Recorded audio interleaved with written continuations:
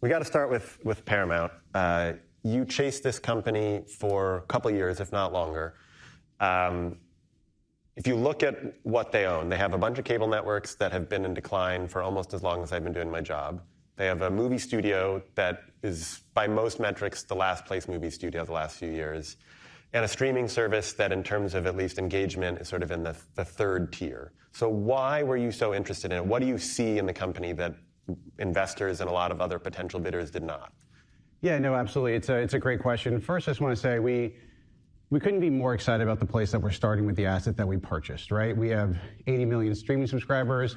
We have one of the best, basically, content libraries in existence with Paramount and CBS. And I also think you need to distinguish when you talk about the linear business, right? There's cable, which, yes, has been in decline. But if you look at CBS, it actually is a remarkable asset that's been number one in primetime for 17 straight seasons, incredible sports rights, which we're growing, and is still highly profitable from a cash flow perspective. And I agree with you, has not been run in the best manner for the last 15 years. And for me, that's all opportunity. An opportunity to really reignite the creative content engines, to navigate the transition that's required to really turn Paramount Plus into a leader in streaming. And we believe we have the ability to both win in content and also become the most technologically capable media company to effectively navigate this transition. We always looked at, you can look at the music business 10 years ago. We believe we can navigate that. We also really looked at where traditional tech companies were, call it 10, 15 years ago. And there was a period of time where, the Microsofts of the world, the Oracles of the world were being disrupted. And those companies that actually disrupted themselves and transitions are now all trading at all-time highs. We believe we have the opportunity to do the same thing. So you talked about streaming. You mentioned the 80 million subscribers earlier. You look at it, those monthly Nielsen reports that people pay a lot of attention to, right? YouTube's at 13% of TV viewing. Netflix is at between 8 and 9 most months. Paramount, when you combine Paramount Plus and Pluto, it sort of sits around 2%. You can correct me if I'm off there, but I think that's about right. So how do you get that up? Forget about 13 or 8, like Disney's in the 4 or 5 range. How do you get that up there? And you've talked about content and tech. Can you get specific on those fronts, like what you're going to do? Absolutely. So look, one of the things we really believed in, look, what I'll say, we're 9 weeks in, and I'm really proud of the momentum the team has been able to build over the last 9 weeks. One of the things we really believe, being the first owned and operated studio, to my knowledge, since actually Walt Disney built his own shop, was that we would have the opportunity to really think long-term. That means long-term partnerships with talent, where you can basically say, don't just think about your next movie or your next show. We want to build a relationship with you over a decade and actually say, we're going to make your next 4 or 5 movies, your next 4 or 5 series, and really think long-term and invest for long-term growth. The great news, when you look at, we had to win in content. I think we're well on our way to being able to do that. If you look at specifics, right? We were able to get obviously the UFC deal is one of the first things we announced when we came over. We are incredibly proud that Activision chose to partner with us on Call of Duty, which is the most successful video game franchise of all time with 500 million units sold. We're able to have James Mangold come over and obviously call his, is one of the greatest filmmakers working, to call Paramount home. Boulder Light, who obviously had incredible hits like Weapons earlier this year. In addition to that, we've been able to secure high-profile packages for, with streaming with basically Paramount Plus. And then we're also really reinvigorating what we're doing in news with CBS News with the acquisition of the Free Press. And then I think when you look at CBS's broadcast lineup, I think we have the strongest lineup, maybe arguably in the company's history. And so I think we've really successfully reinvigorated the creative content engines of the company in a really short period of time. And I think we're going to be able to do that at scale. So that's one. Two, I think when you look at kind of 10,000 feet, Silicon Valley has done an excellent job of really coming into Hollywood. I mean, the platform that Netflix has built, the platform that basically Amazon has built, and these are incredible companies. I'd say the platform that Amazon has built is not very good, but they do have the benefit of Amazon behind. Even people who work at Amazon would acknowledge the product could be better. I think when you look at the number of subscribers, I think they're doing okay. From that standpoint. But what we really want to become, we talk about becoming the most technologically capable media company. Believe we have the capability to do that. We're bringing in the appropriate leadership. We just obviously hired our CPO, Dane Glasgow, who was formerly obviously running product at Meta for Facebook, who was obviously a phenomenal leader to come into the business. And we have really deep tech partnerships that are really going to enable, we think, Paramount for the first time to actually build platforms that are competitive with Netflix, that are competitive with Amazon, and actually successfully grow and scale. And I think you've said this, you've talked about this a lot. Given this moment in time that we exist in, great art and great technology need to work hand in hand together to effectuate the transition the overall business is in. Is there something like concrete about the Paramount Plus platform right now that you think is clearly substandard? And how, like, I've heard you talk about the recommendation algorithm, right? And how you think that could be better. Does having a better recommendation algorithm really going to like bring in 10 million new customers or make people spend an extra 2 hours a day with your service? So you have to do two things. One, like, let's just talk about the asset that we acquired and we inherited, right? Paramount, as it exists today, operates 3 streaming platforms, 3 separate tech stacks on 2 different clouds, which is both inefficient and wildly expensive. So if you actually said, if I had unlimited resources, this is not how you would. And for those who don't follow, the 3 services are Paramount Plus, Pluto TV, and BET Plus. Correct. So we're in the process right now of basically consolidating all of those onto a single stack, which will both significantly improve the operational capabilities of the product, and we're doing a lot to basically overhaul every single aspect of the stack. But also, the more data that you obviously get in there, which is the more users, the better you're going to be able to recommend content. So we are definitely overhauling basically the product right now. But in addition to that, to me, technology is really in service of the content, not the other way around. And we're going to make significantly more shows at Paramount Plus. We are investing in sports rights. You know, when you look at the acquisition of the UFC, that is the largest sport that is basically not shared between multiple platforms. And to basically, and they have 100 million fans. They've grown 25% from 2019 to date. They grew at that level sitting behind a double paywall. So we think when you eliminate that double paywall, it's going to open it up and make it much more accessible. Literally one pay-per-view fight is what a Paramount Plus subscription is. And then basically those 100 million fans are going to be able to get access to everything they love. And in addition to that, when you look at the overall sports strategy, which cannot be more important to us, Paramount had a really strong fall and spring sports calendar, but really light in the summer. You have football in the fall. You have March Madness in the spring. You have the Masters, which we were incredibly proud to be partners with. And now with UFC, we have a year-long sports strategy. And that, in addition to all of the new originals that we're going to be making for P+, there's going to be more content. There's going to be a better tech product. That's going to yield additional engagement and scale. So I have a follow-up on that, but I'm curious because you mentioned Pluto. You've talked a lot about combining the back end. How likely is it that you just combine all those services into one consumer-facing app, where if you want to watch Pluto, you're just going to Paramount Plus? So right now we're basically combining the back end. The back end. It's certainly something we've discussed and explored, but not something we're planning to do right now. Got it. And you're in the fun, spending money, showing people you're here to reinvigorate the company phase. When does the less fun part come? So look, one of the things that I think is actually important is this business can be operated a lot more efficiently than it was operated in the past. And, we've obviously announced, $2 billion in obviously run rate synergies. We've said we're going to meaningfully, obviously, exceed those targets.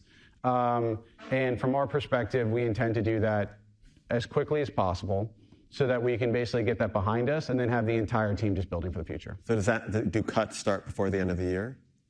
I can't answer that question. Let's go to a couple other questions you probably can't answer. We're going there already. All right. Have you made an offer yet for Warner Brothers Discovery? All right. We're going to talk about tennis? We'll get to tennis at the end. I don't know if you saw it. I asked Greg Peters who is better at tennis, him or Bill Gates. You can probably answer that question. He dodged, but. The honest answer, I actually can't answer that tennis. I've never seen either of them play tennis, so I don't feel equipped to be able to do that. Let's go back to the offer for Warner Brothers Discovery. Fair. So look, we're a publicly traded company, and I think, we're not in a position to be able to comment on rumor or speculation of any kind, because there's a couple of rumors and speculations, obviously, out there in terms of what we may or may not be doing. But look, what I can't comment on is people to kind of understand our mindset, right? And I actually think, ironically, it was David Zaslav last year that said, consolidation in the media business is important.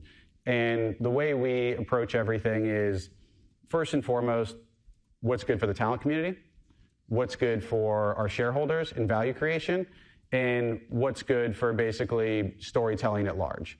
And so from our standpoint, whether we were approach any acquisition, I actually do think there's a lot of options out there in terms of what actually might be actionable in the near future. We would approach that through the lens of wanting to make more, not less. So because the natural conclusion, if you were to merge with Warner Bros. Discovery, is you take two companies that combine, I don't remember the content spend between the two of them, but spend billions of dollars, and much as you're combining Skydance and Paramount, you take money out, you would take money out there. Companies that merge don't tend to spend more money on the other side of it. So what I would say, and again, I'm not going to comment on Warner Bros. Discovery, but you said it when you talked about Paramount. You actually need more content to yield more engagement.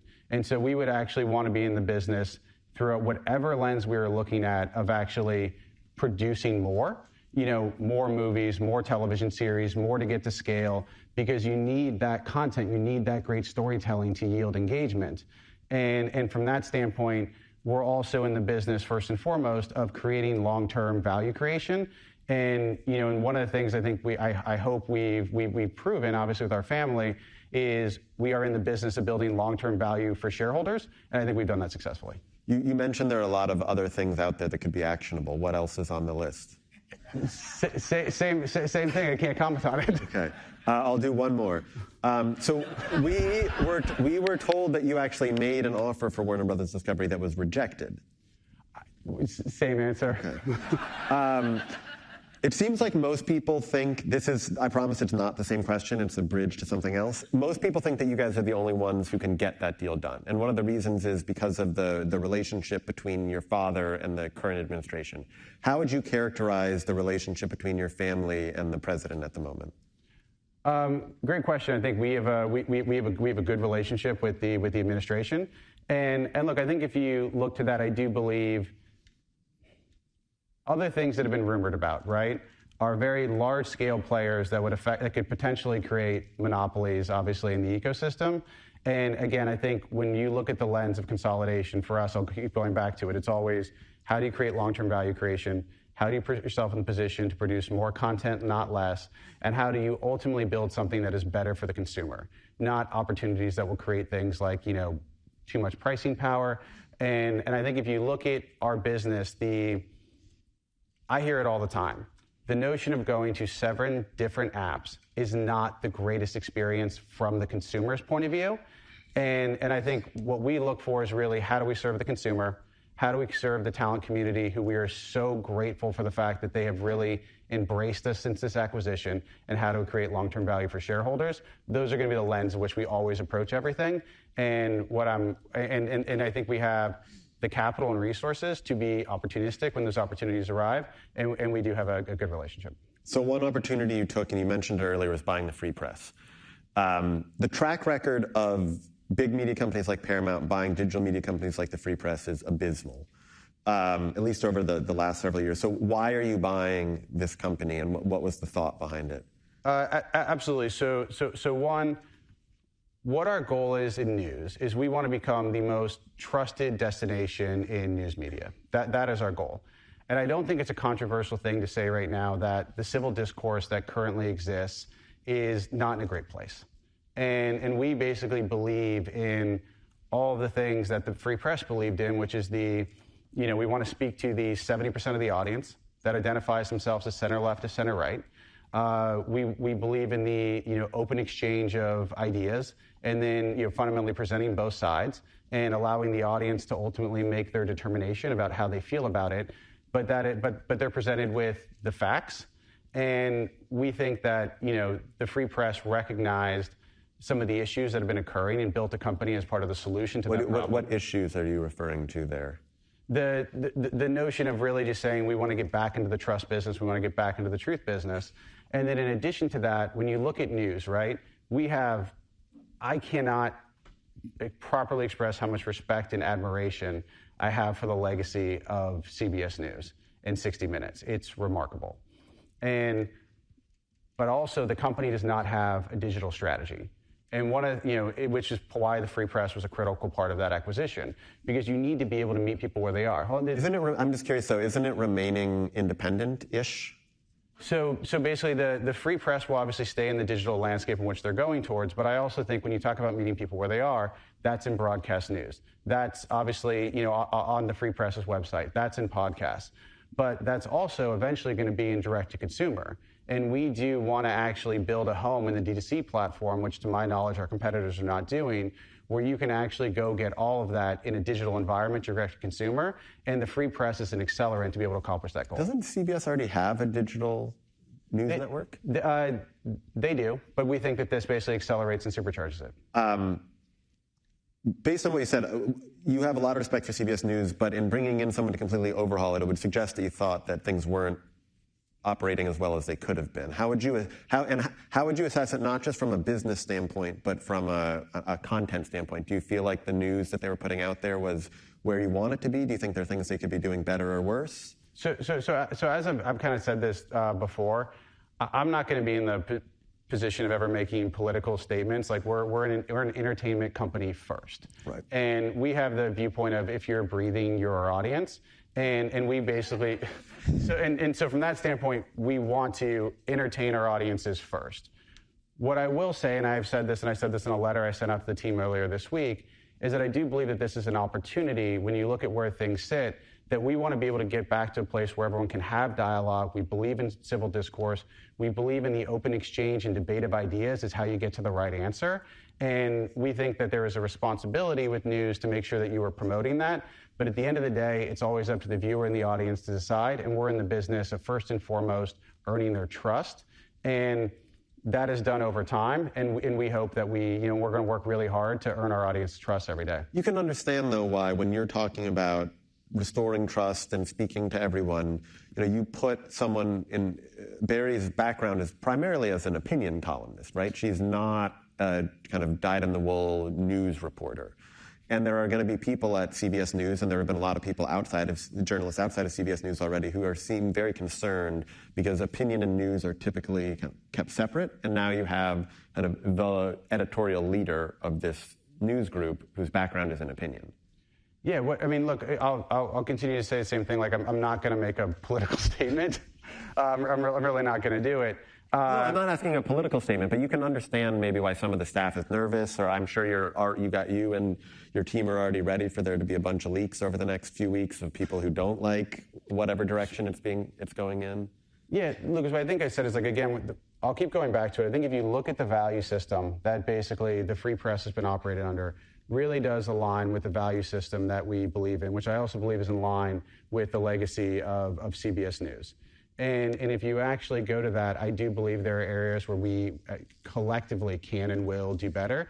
But I also have the utmost respect for the team that exists there. And again, I wouldn't judge us based on what I sit here and say today. Judge us basically over time as we basically prove to that. Again, like, this is going to be one where we're going to need to demonstrate every single day that we're obviously earning people's trust. I obviously deeply believe in the free press. I believe in the team at CBS News.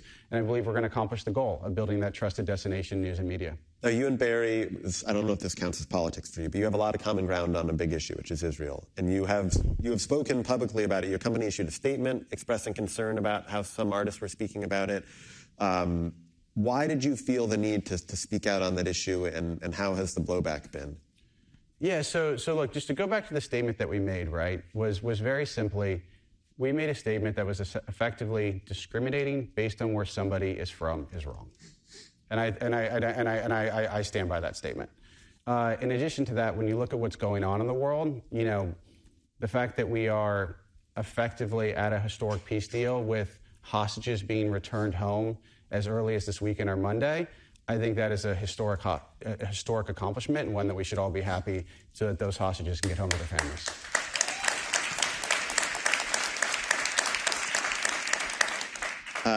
I believe that there was a piece about sort of some employees of yours who were upset about the statement that you put out. And I'm just curious, have you heard from it? And I know just from kind of day-to-day life that there are a lot of people in the talent community who feel a little bit differently about this subject than you do. Have you heard from any of them? Has there, So obviously I saw that piece. And look, we believe in the First Amendment. They are 100% entitled to their opinion. We're entitled to ours. And then, no, we haven't heard from anybody else directly. Got it. we haven't talked about your dad at all, who is the biggest shareholder in your company, I believe, or one of. Yeah, absolutely. The deal that you don't want to talk about that you might do would also be thanks in part to his largesse. What advice has he given you about running a big company, and what is the relationship between the two of you like? So look, my father and I couldn't have a better relationship. We talk just about every day or every other day. Look, he's a pretty phenomenal mentor, and I think especially when you look at it from a shareholder capacity, I think he has about as good of a track record as you can get for actually creating value. If you look at the growth of Oracle this year, across everything he's done in our businesses, and as well as our stock has obviously also performed since we closed. Yeah. And so from that standpoint, he is focused on how do we maximize value for our shareholders. I think he's one of the best in the world at doing that. And I think that's a voice that everyone should be really happy about, the fact that that's obviously, helping to guide and steer the company. So from that standpoint, and look, the other thing I would say is, I've had phenomenal mentors that I'm grateful to, including Steve Jobs and David Geffen. And honestly, I'm grateful for everything I've been able to learn from them. And we couldn't have a better relationship. And when you say guidance, so are you, like, how often you talk to your dad every day? Are you talking about the company every day? Like, is he, I think a lot of people who work there want to know, right? Like, is ultimately, how involved is Larry Ellison going to be in Paramount? So look, I run the company day to day. Make no mistake about that. He is the largest shareholder in the business. And I think what's important for everybody to know is the way he approaches this is how do we maximize value for our shareholders? And he's exceptional at that. Given the amount of money that you guys have at your disposal, you mentioned shareholders. Like, why not just take the company private? Great question. One, we actually think it's really simple. It goes back to that question of value. We think there is actually more value and more opportunity in being a public company than being a private company. And so you've got Paramount. Your dad seems to be involved in the new ownership consortium for TikTok in the U.S. You maybe have the Warner Brothers Discovery deal. What do you say to people? You're going right to questions I can't actually answer. No, but this is. I think you can answer this one. What do you say to people who are concerned that there's just like an Ellison/Ellison Trump plot to just like corner the media business? You've got Elon with Twitter. They're. No, I know where you're going. Look, it's. Under the headline of doing better, I can only speak to, look, I think I can speak to my personal state of mind, right? Is that fair? Am I permitted to do that? So what I can tell you is that conversation has never once been discussed or brought up. When we basically approach things, it is going back to always how do we create basically value for shareholders. And look, go back to what I've been doing like the last 15 years of my life, right? I mean, like sorry, I kind of look at this and I'm like, does the last 20 plus years of my life not equate? And what I mean by that is I went to film school at USC, right? I literally started in this business when I was 18 years old. I fell in love with movies when I was literally a little kid. And my mom and I would go to the movies every single weekend. That's literally what we did without fail. We went 52 weeks a year and just saw anything that was playing.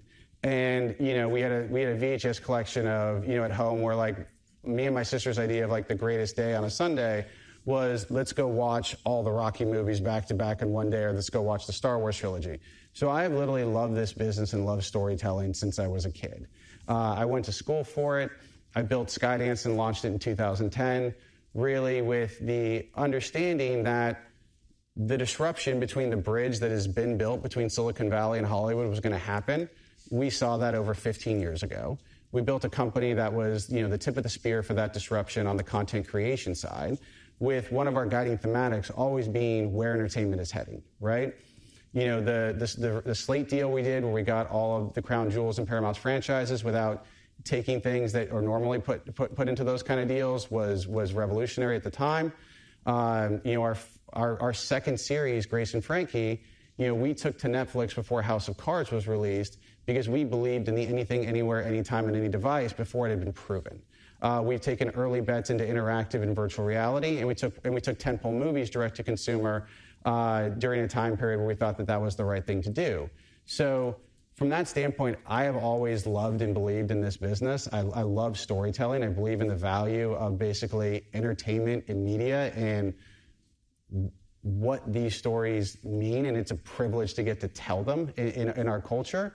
And as it relates to news, which is the other part of the question you're asking, we really do want to be in the trust business first and foremost. We really do want to talk to that 70% of the audience, and we want to get back to having that level of civil discourse. So none of those things that have been talked about have ever been discussed inside of my relationship with my dad.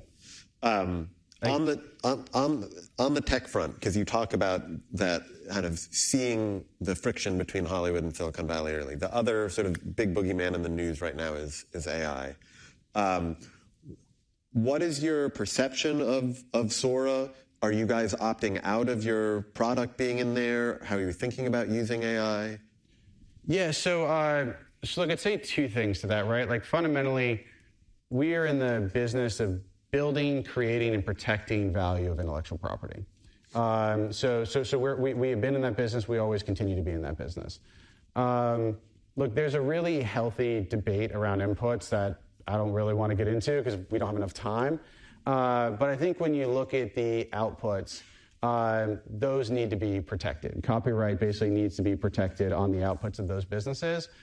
But what I would also say is, as an industry, we do need to embrace technology.